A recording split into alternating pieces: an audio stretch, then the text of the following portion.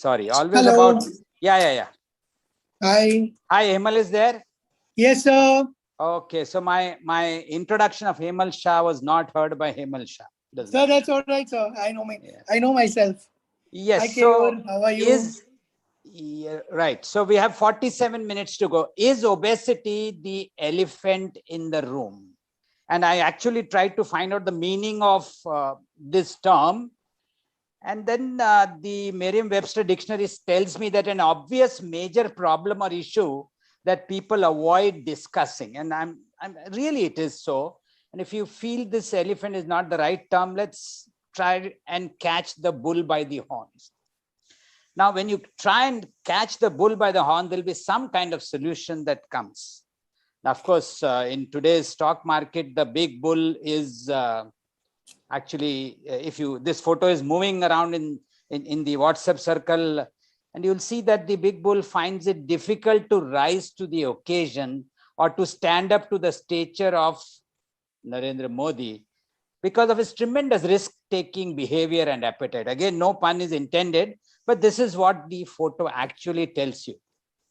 Now, Big Bull is not the only smart, intelligent achiever who lost the battle of the bulge.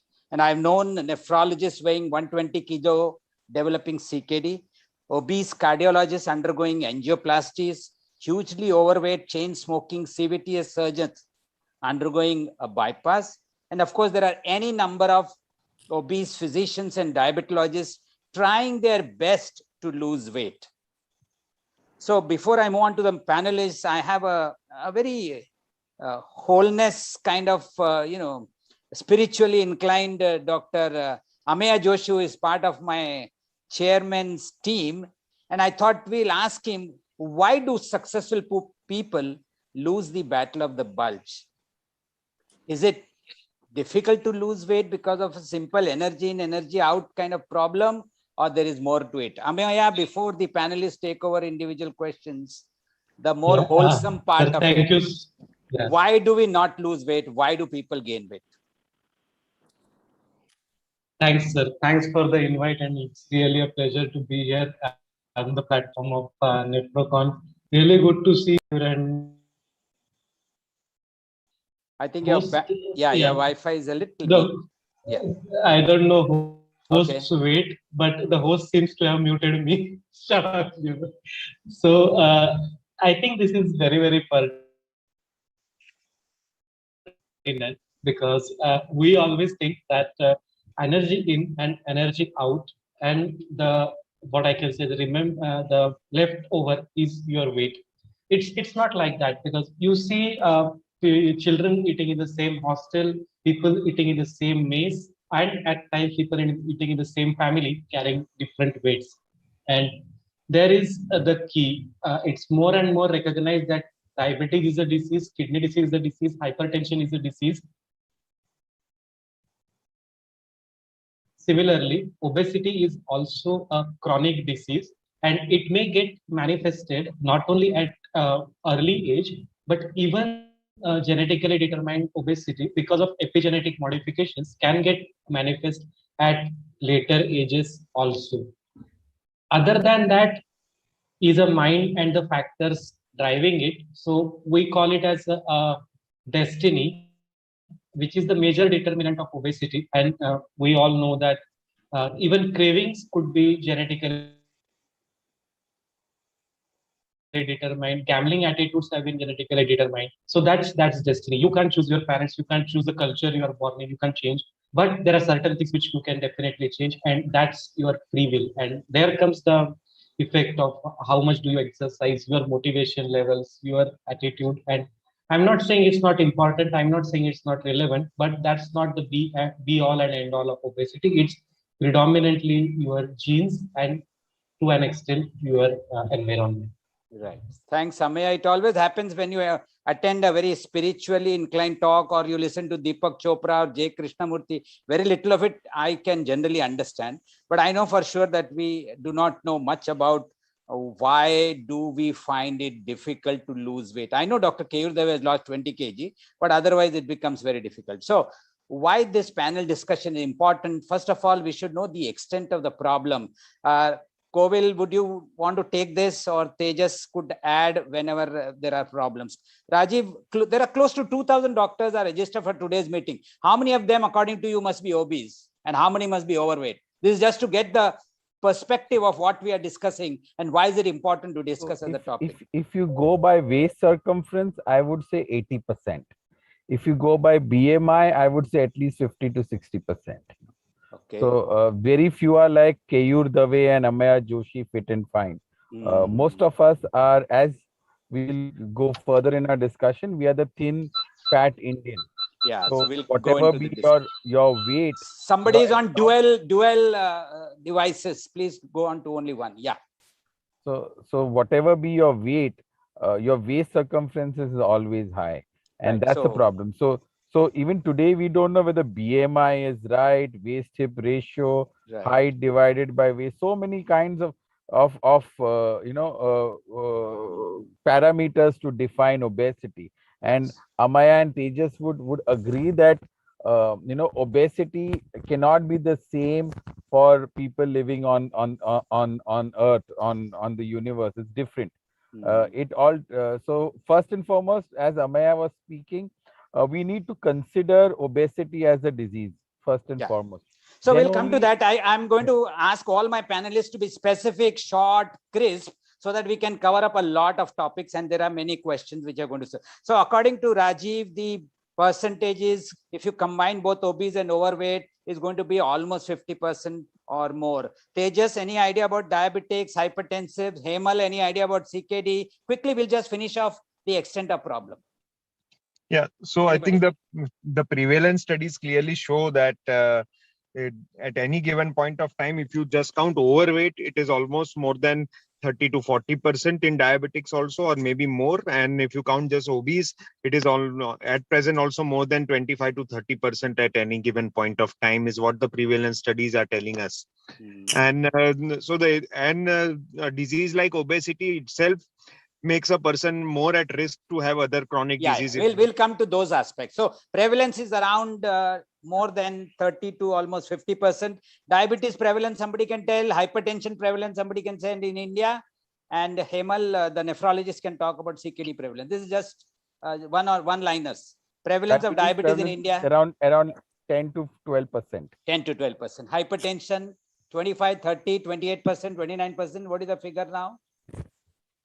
I think it's around 28 to 29%, the prevalence. CKD, Hemal, Ankit, CKD, if you go by the Sikh study done all across India, it's about 10% of adult population. Right. So 1 in 3 in this people who are registered could be hypertensive, 10% could be diabetics, 10% could be CKD, almost 40 to 50% could be overweight and obese. And that's why I said it's the elephant in the room. We know the problem, but we don't discuss in most of the topics. I think the same thing which Rajiv Goel was so eloquently talking about.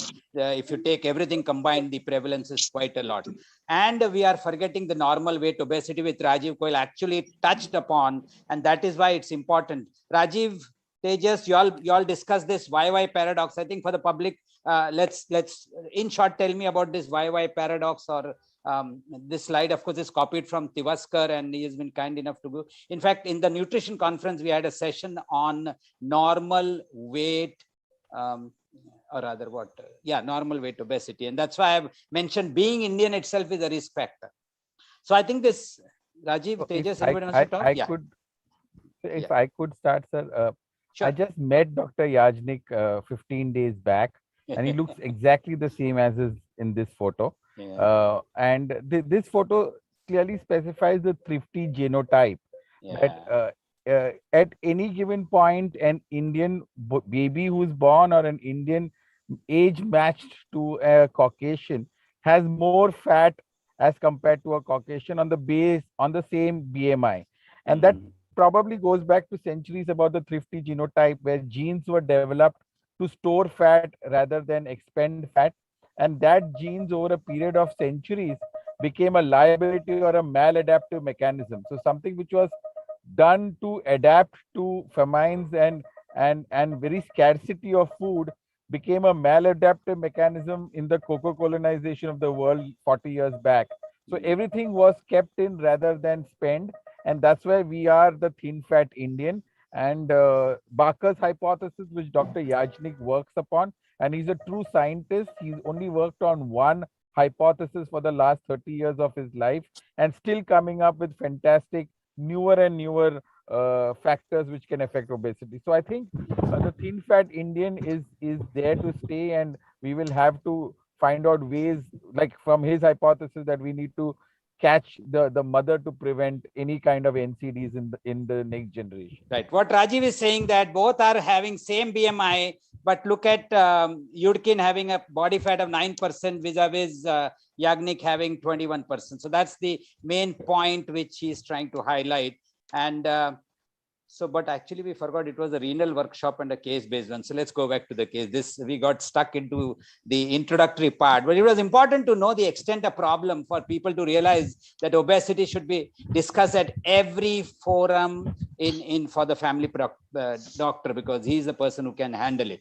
So Hemal, Kailash Bhai is a 55-year-old male weighing 106 kg, underwent routine health checkup, and investigations revealed, amongst other things, urine albumin 2+, rest of it almost bland, no RBCs, WBCs, albumin creatinine ratio of less than 1 gram per day, serum proteins normal, that means almost non-nephrotic, creatinine 1.3. Are you worried about his kidneys and the kidney renal effects of obesity? You may have to highlight. We'll come to the slides if you want. First this case. Just a quick retort on this question. Yes, of course.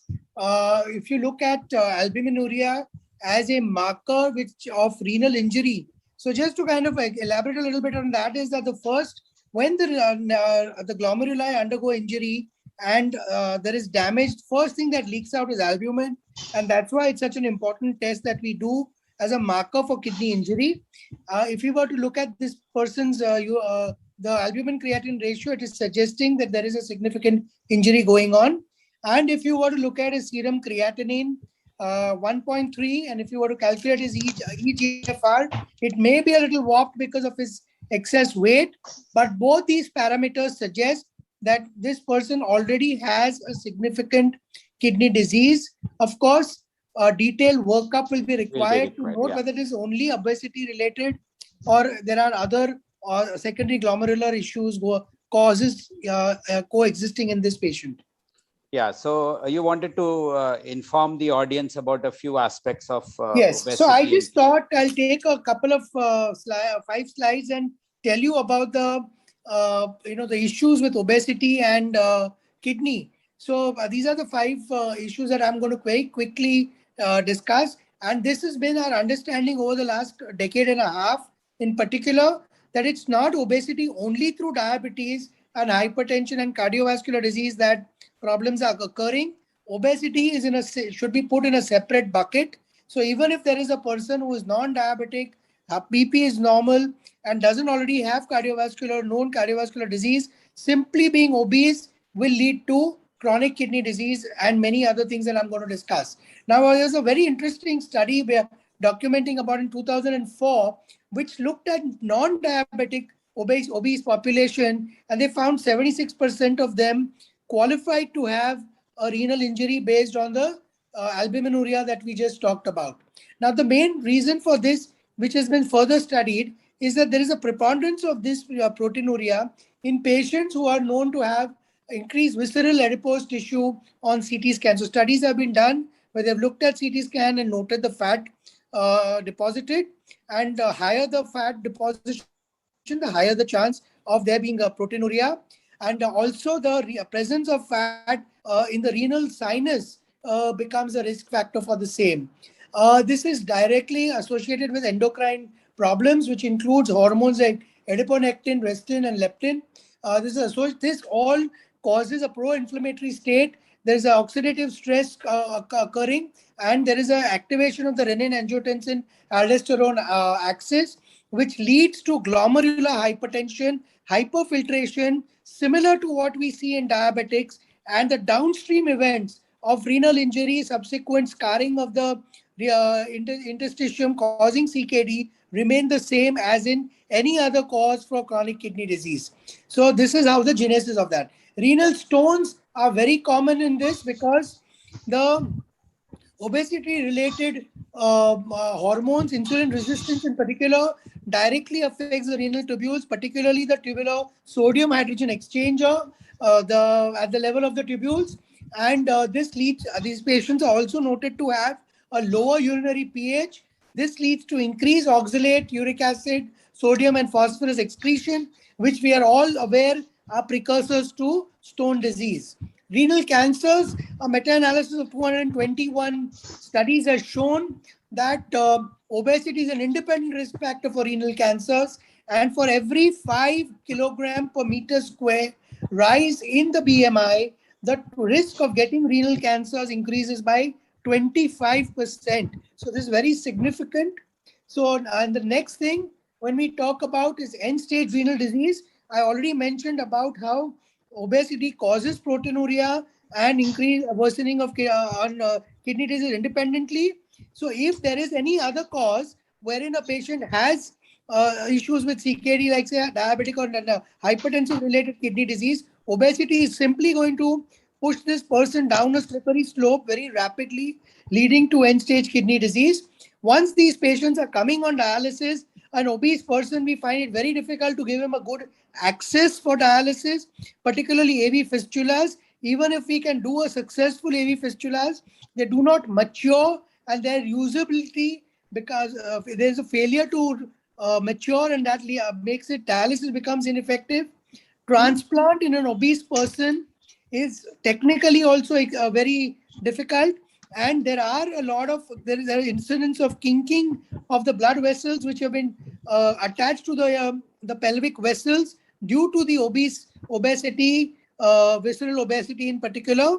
And of course, the risk factors which are true for a naive kidney or native kidney will be all accentuated in a transplant kidney. So again, this person lands up behaving like a CKD patient that I first started off talking. So on multiple levels, the kidney is affected by obesity, and every effort. Now we at SciFi, and now at HN, we run a significant bariatric program, and we have shown in our data that proteinuria present before obesity, and then after 2 to 3 years, when these patients come back with after 30 to 40 kilos of weight loss, there is the microalbuminuria has reversed in many cases, and proteinuria comes down, suggesting that the renal injuries also come under control.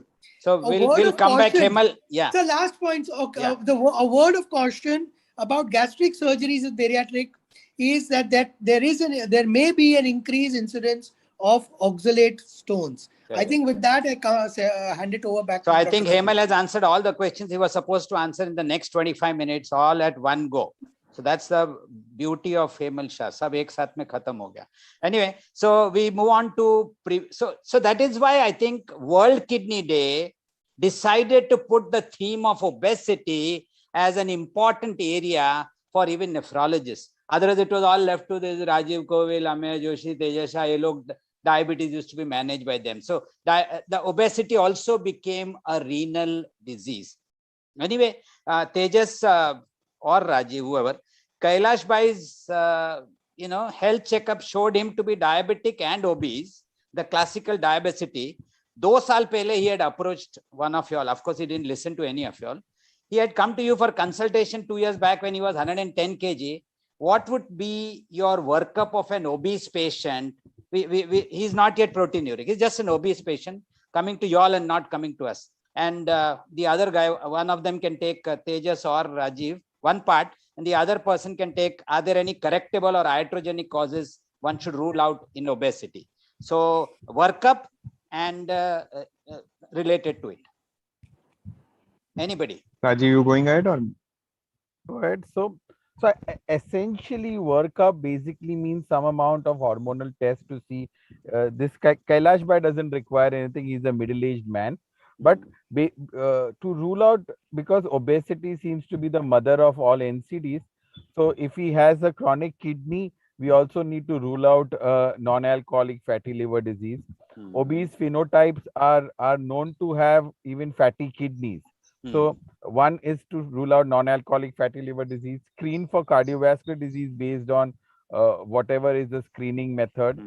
Two, grade his obesity, do his waist circumference. If he can do a body composition analysis, do it to at least impress upon him where his ectopic stores are.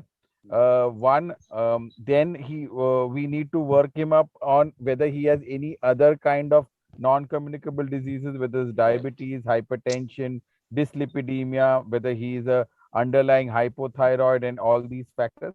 So that would be the initial workup for him. Obstructive sleep apnea also. You may want OSA to- also, Yes. OSA also, which I forgot. So all these things need to be there in a proper obesity workup. Unfortunately, all of us are to blame because we do a piecemeal workup based upon what speciality we belong to, and we leave the rest to. So CKD, I will say, go meet Hemal. NAFLD, go meet somebody else. Sleep apnea, go to the pulmonologist. But I think a wholesome approach and a proper workup, then only it impresses upon the patient that he needs to undertake a corrective treatment for the basic cause, and then the others will fall into place.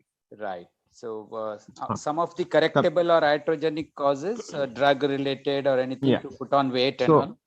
So I think when we take a history for this kind of a patient, it is important to assess what are the factors which could have contributed to obesity for him, which could have contributed to obesity.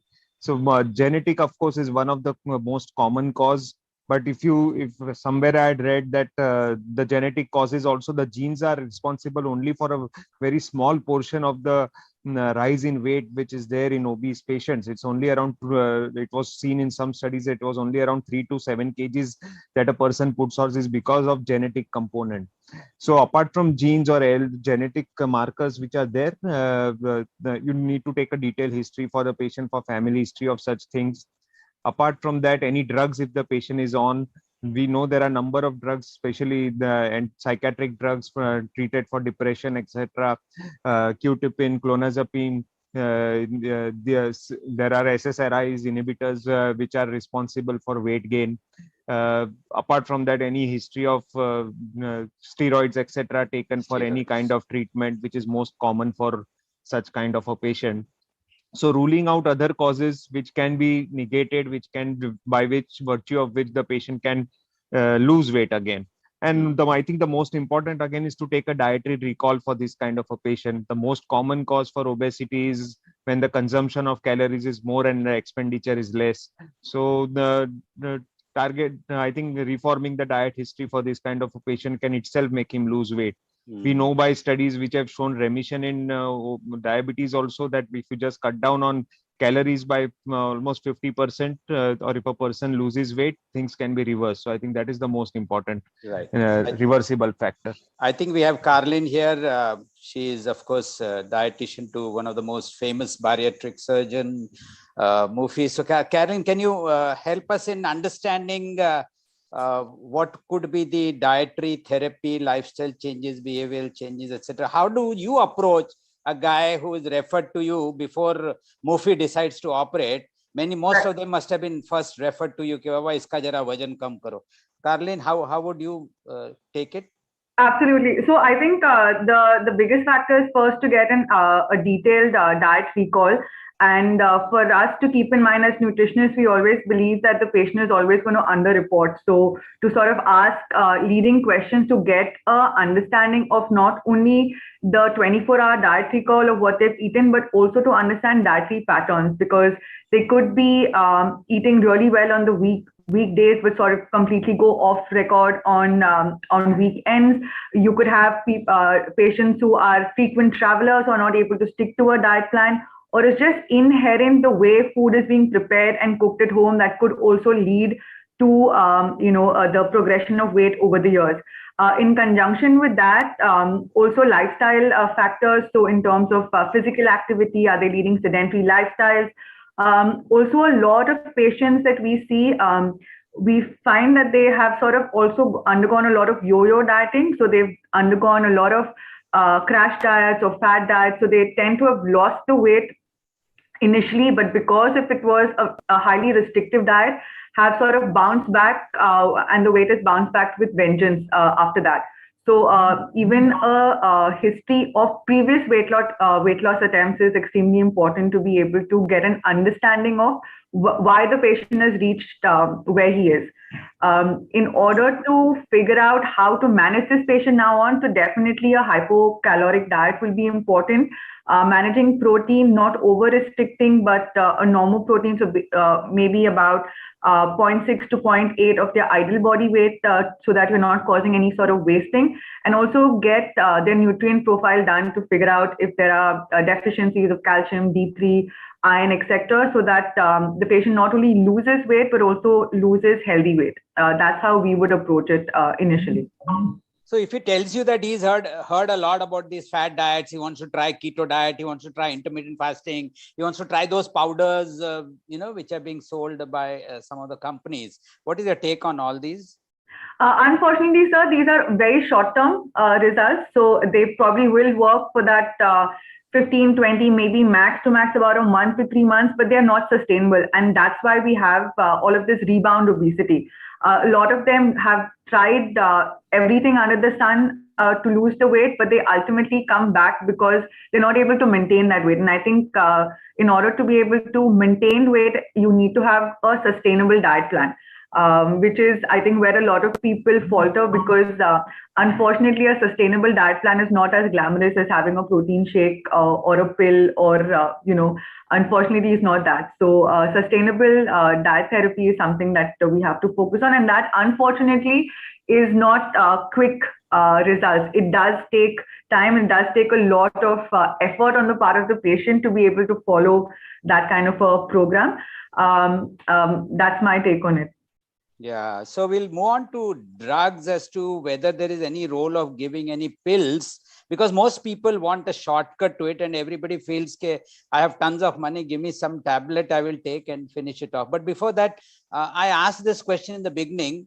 What is your take, Caroline, on why are intelligent, successful, dynamic people not able to lose weight? If this is just in short, because we have only 20 minutes more.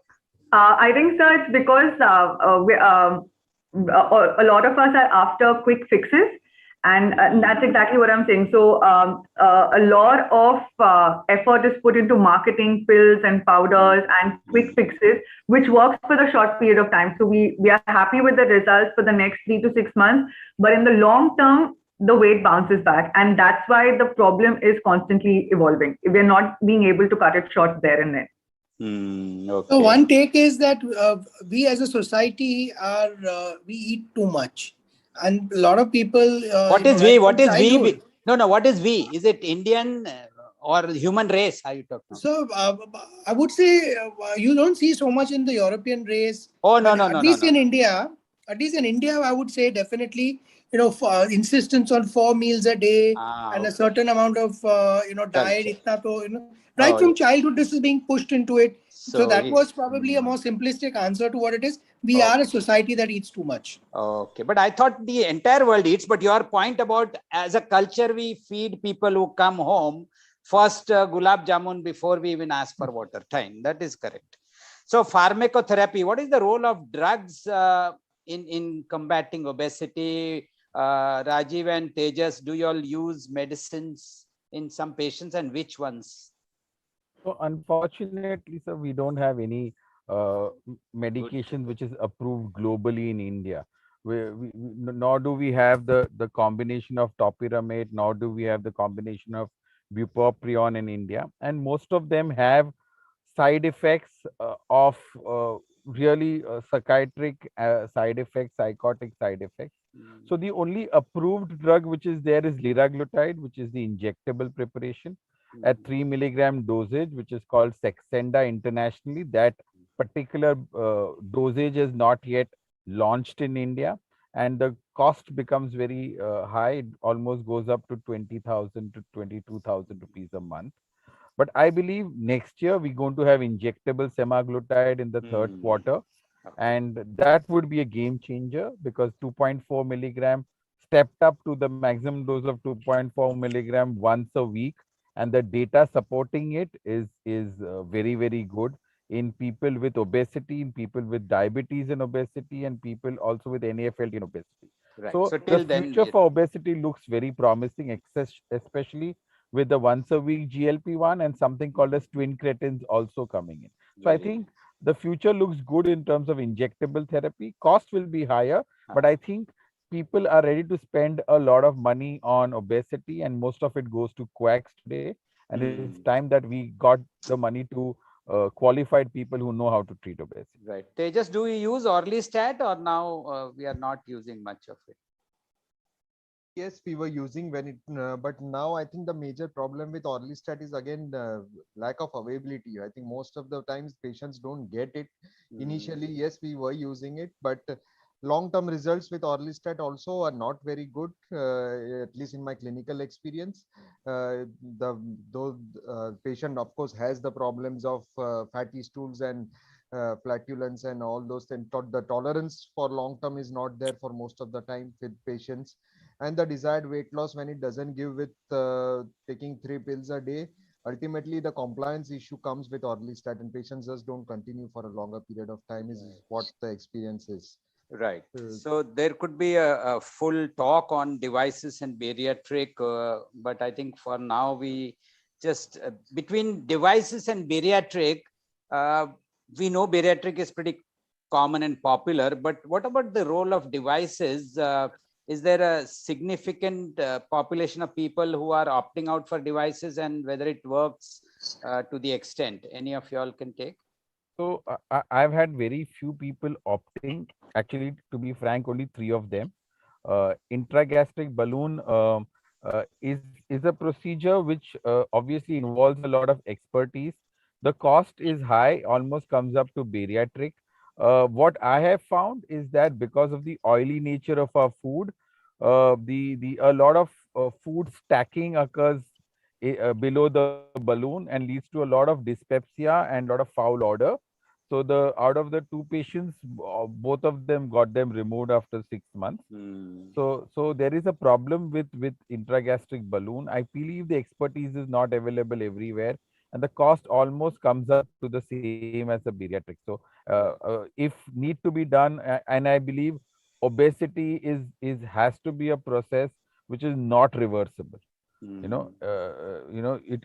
you should go back to normalcy, and the remission should occur probably a decade later. Right. So which at present is a reversible thing. So we again forget that we are this in a kidney meeting, and kidney specific issues are still sidetracked. Ankit, I haven't seen you. Are you around? Yes. So I've been listening. Right. So for a CKD patient, of course, Carlin can add later on. There are issues of obesity, diet, vis-a-vis the electrolyte issues, protein issues, etc. So do you find any challenges of obese people when you see them? Some of the points have been covered by Hemal, like issues of dialysis and transplant, but you may pick up any of these, and we have about 14 minutes to close of which we have many more things to do. So whatever you want to talk. Yes. So as Dr. Hemal Shah has described most of the effects of obesity on the kidneys. So I would like to discuss about the concept of reverse epidemiology. So not many people might be aware of this concept. So as we discussed, obesity is bad. It has a lot of health side effects. It can lead to CKD, and in the end, it can progress to ESRD, needing dialysis. But once these obese patients are on dialysis, particularly hemodialysis, they tend to do slightly better as compared to patients who are very lean and thin. So this concept is called as reverse epidemiology or obesity paradox. Like even if they're obese, they do slightly better. The mortality rate is slightly less as compared to thin patients. So this is known as obesity paradox. There have been many hypotheses put forward why obese patients do slightly better on hemodialysis. Like they are obese, they have a high energy reservoir, they have a high protein reservoir, so that this helps. Theoretically, they say that the obese patients have an increased antioxidant capacity, and that protects them from oxidative damage. And there's an increased muscle mass, so that also protects them from catabolism and malnutrition. So reverse epidemiology or obese paradox is important and it helps the obese patients slightly. But at the same time, these obese patients, when they are planned for a kidney transplant, this becomes reversal of reverse epidemiology. They do tend to do worse on when they are posted for kidney transplants as compared to normal weight or malnourished patients. Okay, fine. So, Carlin, we discussed this last week amongst the nutritionist program, but do you want to quickly tell us a few dietary treatment challenges that we face in CKD patients when you plan an obesity diet for them? Yeah, so sir, speaking about if a patient is qualified for bariatric procedure, I think the biggest challenge post-operatively is I think a lot of people are concerned that it is a high protein diet, which I would like to sort of say that it's not a high protein as much as it's a protein forward diet. So I think the biggest worry among these patients is that they have to be taking a lot of protein supplements, but we calculate the protein requirement based on their ideal body weight and as much as is required because they're going to be in a catabolic phase. So it's not going to exacerbate the effect on the kidneys. And I think the other thing to keep in mind is also fluid intake and dehydration in the initial post-op phase, post the surgery, because intake itself is very limited. So there could be challenges of fluid intake and there could be a risk of dehydration. So that needs to be kept under check, and patients should be educated in terms of how to meet their fluid requirements. And of course, other nutrients that we will look at in regular bariatric patients and also kidney patients are your iron levels, your vitamin D3 and calcium.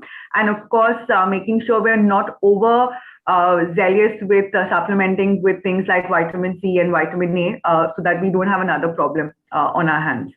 Thanks. Exercise challenges are because many of them may have volume retention, fluid overload, etc. Some of the other dietary challenges might be facing about hyperkalemia issues and giving them, low-cal food in terms of raw vegetables, fruits, etc. So it may be a little more challenging than the other person.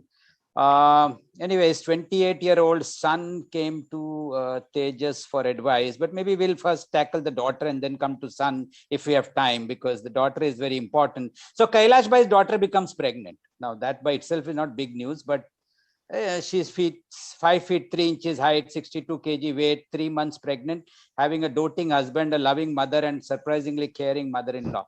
So how many dink ladus can she eat?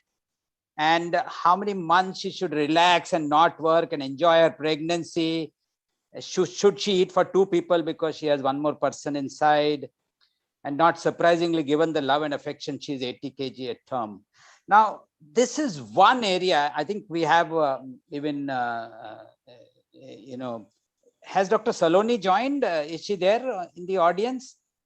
I had asked her whether if as a gynecologist, somebody joins, and I'm sure our chairperson, Dr. L. Yashoda, faces this in her women's practice, which she sees in many patients. But any of you all can take up the issue of pregnancy and obesity to me, and I'm worried when a petite, 45, 50 kg girl gets, she's that much when she marries, and I've heard about 4 to 5 years with 2 pregnancies, she becomes 80 kg. And that's an area which she is not able to lose later on. So anybody can answer some of these questions. So I will talk about my personal experience. When we were having our children. So when we were having our children, your wife is absolutely, a cynosure of many people's eyes. So Jara. So the obstetrician was very clear that more than 12 kilos of weight gain is absolutely abusing the importance given to my wife during pregnancy. And he was very strict about it, that you have your water, a lot of water retention happens, and then you have the baby weight and the requirements. So, and some of the younger gynacs are, and particularly in people who are worried about this, are being very insistent that they don't overeat even during pregnancy. Right. So I did mention, Hemal, I did mention that she had a doting husband. I don't know where found like. So anyway, so we have all a these dietitian. People, all these people know puja. So Yes, yes. So we have a dietitian also on board. So Carolyn, I'm keeping my mouth shut. okay, you can first start, and then we'll shift to Carolyn. So I just wanted to add that we in diabetes pregnancy, we advise them not to go beyond 8 kilos of weight based on data. But what I wanted to say was, at this EASD, there was a publication called as Cardia. And Mhm. Cardia study was on patients who had gestational diabetes overall over a period of time, and they were followed up for 20 years. And what they show was that patients who had gestational diabetes and then became normal, even after a decade, they had higher coronary calcium as compared to people who didn't have gestational diabetes. Mm, So gestational diabetes seems to be some kind of a stress test. yeah. It actually unmasks underlying non-communicable disorders. So even obesity is one. So, if you gain a lot of weight during pregnancy, you're unmasking a lot of issues, and Mm. which in future life, you're going to get all of them. So it's very important we keep it very low. Right. So Dr. Yashoda will ask your comments later on towards the end, because this is an important area. You may discuss that. Carolyn, you want to ask anything? You want to tell anything about the diet in pregnancy before we move on? So just reiterating what Dr. Hemal said, that pregnancy-induced weight should not be more than 10 to maximum 14 kilos, and definitely. Oh, Saloni is there. Yes. Yeah. And definitely not eating for two people. So I think that is the biggest myth, and that's why the weight gain is so much. So we definitely increase the calorie intake to some extent, but not for the extent of two people. But if Dr. Saloni is there, I think she'll be a Yes. better person to take this. So Saloni, we covered up most of the topics, most of the areas which you were supposed to talk, but quickly, your take on it. All the questions. The weight gain in pregnancy largely depends upon what your initial BMI is. So if you are in the BMI of about 18.5 to 24.9, you're allowed to gain about 11 to 15 kgs of weight. If you're between 25 to 29 BMI, 6 to 11. If you're more than 35 to 9, as opposed to if you're really underweight below 18.5, you can go up to about 18 kg. So a large amount of that depends upon what your normal BMI is. Also, all our well-meaning mothers and mother-in-laws who want to feed us those excessive laddus and ghee, it's not going to make the baby any smarter, but just going to give the patient diarrhea. So we just need to watch what we eat. And yes, like Carolyn said, that we need a calorie excess of 200 calories in pregnancy. That can be made by a healthy, wholesome, well-balanced meal rather than just adding fats. What about this myth about lactation being, affected by? No, a lot of galactogogues are made in a lot of ghee and things like that. Everything in moderation is okay. Anything in excess is not. So we have to keep that in mind as well. And do you think they are going to have problems if she is already 80 kg at term? So do obese people face problems in delivery? Definitely a significant risk of not only all the variety of obstetric complications like preeclampsia and GDM, but even dysfunctional labor, prolonged labor, high chance of C-sections. These patients also, initiation of breastfeeding becomes extremely difficult, and then post-op, losing all that weight is extremely tough. So most of them, I think, donate their clothes post-delivery. That's what is generally the effect of. Like Dr. Rajiv Koval said very rightly, that pregnancy unmasks a lot of host of other problems. You have to tell your patients that they are responsible for even the future of their child who is in utero, who you're putting at risk for other future related problems. Correct. So a husband should be doting, but not to that effect. The mother should be loving, but to an extent. I think we have just 5 minutes to go, and Kailash Bhai's grandson is born. Now we all know what Karina's sons eat for breakfast, lunch, and dinner. But I think, can we know what this child should eat? What should his mother do to prevent him from becoming obese? Because he's coming from a family of obese people. So, Carolyn, do you get such kind of references? Absolutely, sir. In fact, childhood obesity is becoming a huge problem, and especially during the time of the pandemic, we're getting a lot of parents concerned about children having put on weight during this time, because obviously sedentary lifestyles entire time. But I think for For children, I think the biggest thing is to make sure that it's not really put them on a diet as much as to inculcate healthy eating from the beginning. So, focusing on homemade food, unprocessed food, not, indulging in a lot of takeouts, and cold drinks are a biggest thing. So sugary drinks is something that is probably cannot be stressed on enough. Water, unfortunately, is not cool enough to be drinking anymore, but we need to reinforce how natural fluids are actually the best way to go. Right. I think we have to leave. Yeah. Anything else? No, Fine. So, that's it. That's okay. it. We have to leave some time for the chairman's comments, and we discuss, of course, the obviously overweight people. We have discussed their the fat mass disease like weight-bearing osteoarthritis and OSAS, etc. But Covil, Rajiv actually brought out the importance of the sick fat disease, the adiposopathy part, which is basically an endocrine or a metabolic problem, which basically leads to elevated blood sugar, blood pressure, dyslipidemia, and other metabolic problems. So the thin from outside but fat from inside, the TOFI, or metabolically obese, that's the normal weight people, which we need to be very careful about. So we move on to, I think, just trying to summarize. The definition is done. So catch the bull by the horns, definitely. Start a conversation about obesity. And as a primary care physician, I would conclude that all of us should help in controlling the obesity. So why not join the Mumbai Kidney Foundation's 3 main campaigns? One is, of course, know your numbers. Every patient who comes to your clinic, you must tell him that he should be aware of his weight, blood pressure, sugar, and you can add some other numbers like creatinine, albumin, cholesterol, lipids, etc. And for young people, you must tell them they must have a perfect figure. And by perfect figure, you should tell them what their blood pressure should be, their sugar should be level, and creatinine should be. And of course, if you find a little abnormality, or even if you don't want them to become abnormal, please start the Ek Chammach Kam campaign of Mumbai Kidney Foundation. And with that, friends, a big fat thank you. Again, no pun intended. It's just a big fat thank you.